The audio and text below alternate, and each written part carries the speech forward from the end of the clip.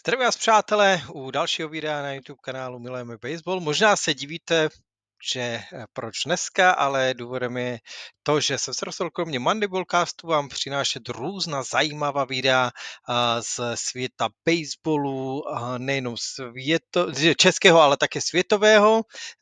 Bude se jednat o různé zajímavosti, já nevím, vysvětlení pravidel, nebo třeba zajímavé momenty třeba z extraligy nebo z různých soutěží. Chci tomu dát takový volný průběh a chci, aby to bylo některá videa třeba zábavná, některá poučná, a vlastně, aby si každý tam našel něco, protože já budu i rád, když mi napíšete nějaké vaše tipy na to, co bychom mohli, nebo o čem bych mohl natočit další videa. Klidně mi to pak pište tady do komentáře. A samozřejmě, pokud nechcete, aby vám další videa unikly, tak dejte si tam odběr a případně můžete pak i dát like na to video, když se dostane znám, když bude se vám líbit, ať se to stane k více lidem. No a pojďme teda na dnešní téma. To je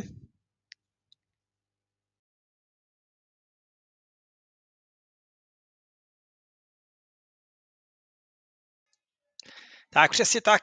Dnešním tématem je, kdo nejvíce vydělává Major League Baseball. No, je to taková otázka, kterou jsem v minulosti docela často dostal, když jsem potkal vás různě po akcích, zápasech a turnajích.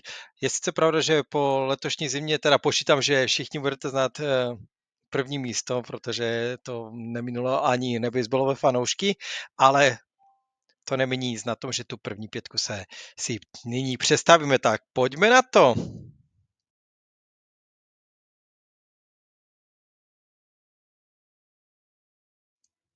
Možná se divíte, proč začínáme místem číslo 4, ale důvod je úplně jednoduchý, protože hned dva hráči jsou na děleném čtvrtém místě se stejným platem. A tím prvním z nich je Aaron Judge z New York Yankees.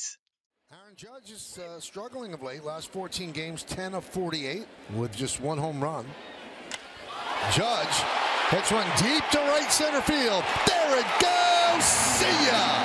A lone home run into the Yankee bullpen. A 3-run shot. Možná jste to nevěděli, ale Aaron Judge byl draftovaný na dvakrát. Poprvé již v roce 2010 týmem Oakland Athletics, tehdy si ale zvolil v 31. kole a Aaron Judge se rozhodl, že bude pokračovat na univerzitě a udělal velmi dobře, protože už o 3 roky později byl vybrán v prvním kole organizací New York Yankees. Abychom se vrátili tématu, tak pro Aarona Judge byl velmi důležitý rok 2022, kdy vytvořil nový rekord počtu home runů v americké lize.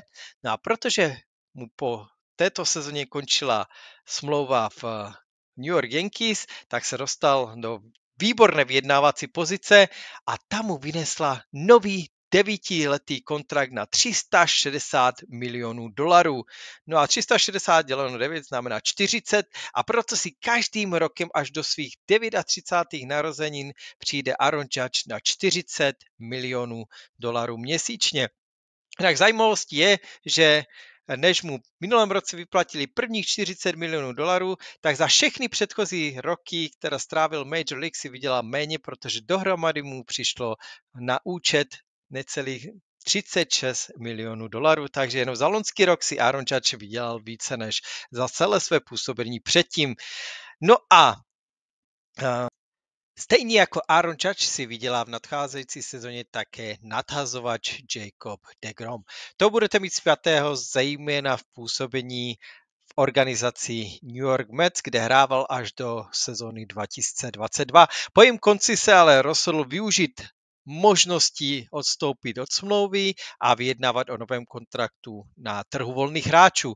No a nakonec mu to přineslo významné zvýšení platu, protože si vyjednal kontrakt s Texas Rangers, kde si vydělá za 5 let $185 milionů. No a právě v roce 2024 a v roce 2025 to bude pokaždé $40 milionů a následně to bude klesat, pak tam má samozřejmě klub opci na rok 2028, kterou může využít a tam by si vydělal ještě dalších $20 milionů. No uvidíme, nakolik to pro Texas bude výhodná situace, protože v posledních letech Jacob deGrom byl více zraněný než zdravý. Prakticky od roku 2020 nehodil ani jednou více než 92 směn a minulé sezóně podstoupil operaci Tommyho Johna a nemůžeme očekávat, že hned ze začátku sezóny jej uvidíme na kopci. Takže Texas Rangers mu budou platit $40 milionů, ačkoliv za ně nebude házet.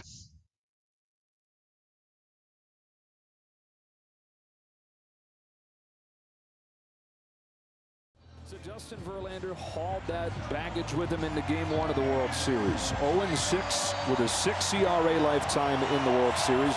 2-2 on Rhys Hoskins. Justin Verlander je rozhodně jedním z nejlepších nadhazovačů posledních let. Vždyť také 3krát hodil no-hitter, 3krát vyhrál Cy Young Award pro nejlepšího nadhazovače ligy.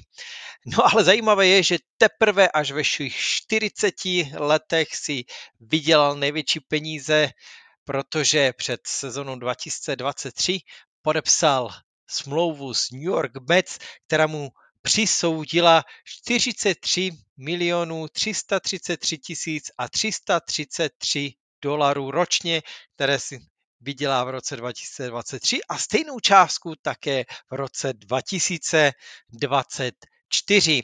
Zajímavé ale přitom je, že do New York Mets přicházel z Houston Astros a také po půl roce se do Houston Astros vrátil, protože New York Mets věděli před trade deadline, že již nemají šanci postoupit do playoff a tak vytradovali své dvě největší hvězdy a mezi nimi i Justina Verlandera a ten se tak oklikou vrátil do Houston Astros, kde by měl odehrát také letošní sezonu. No a v ní bude třetím nejlépe placeným hráčem Major League.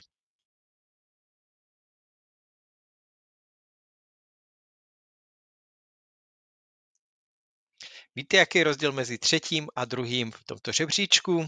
Jeden jediný americký dolár. Max Scherzer si totiž vydělá $43 333 334.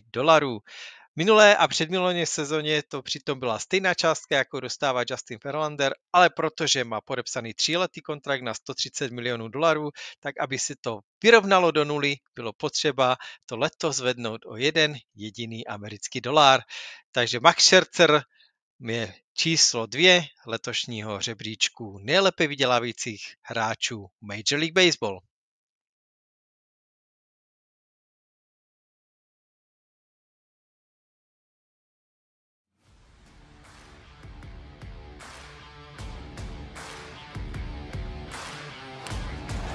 Three swinging.